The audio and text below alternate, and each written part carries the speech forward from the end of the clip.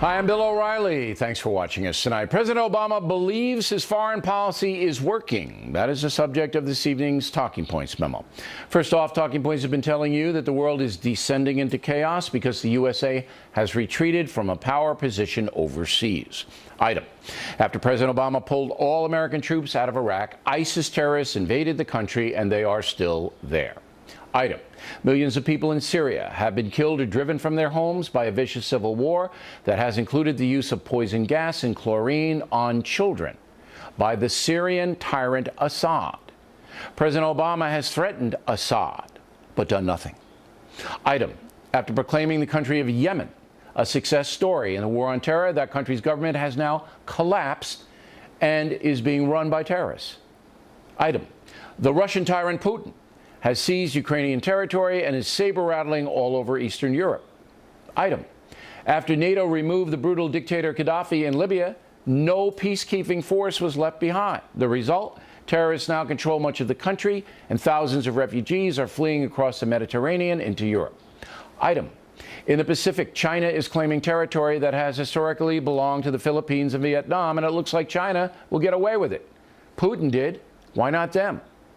Item: more than a year ago in Nigeria, the Muslim terrorist group Boko Haram kidnapped about 250 young girls. The girls are still missing. So you can see the litany of atrocities all over the world is growing, and I didn't even mention the horrors in Afghanistan and the misdeeds of Iran. Nevertheless, here's what President Obama said yesterday. There's a lot of tumult and chaos around the world right now.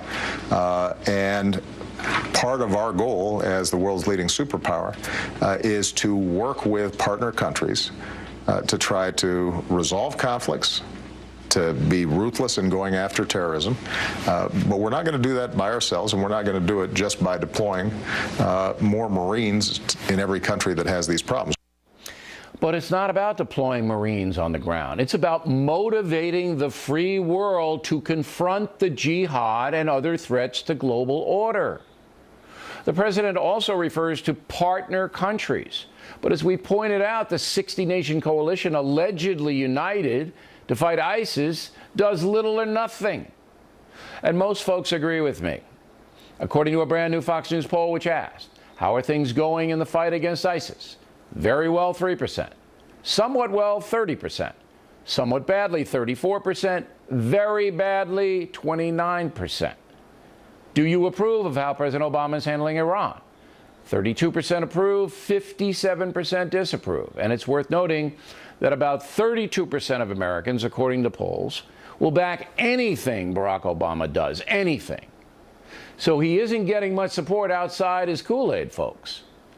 To me, President Obama's living in a dream world, and he gets away with it because the real world doesn't really care. Putin knows that. The jihadists also know it. They can commit atrocity after atrocity, and little is done. The rise of ISIS is a disgrace to the world.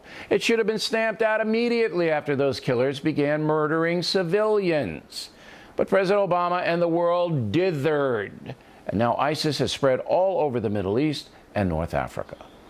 Talking Points laments the state of the world and strongly suggests that the President of the United States get real. Things are bad, period. And that's the memo. Now for the top story tonight, reaction. Joining us from Washington, Fox News analyst Charles Krauthammer. Where am I going wrong, Charles?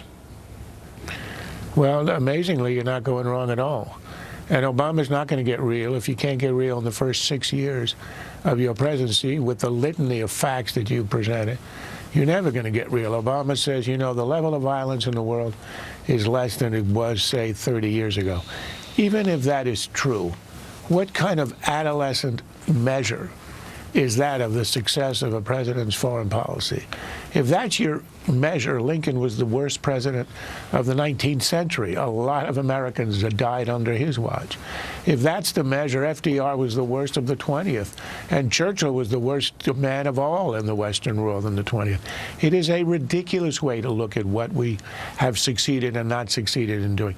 The objective of American foreign policy is to protect our national interest and to protect our friends, and, to quote the words of John F. Kennedy, in his inaugural address is try to preserve and to advance the success of liberty in the world.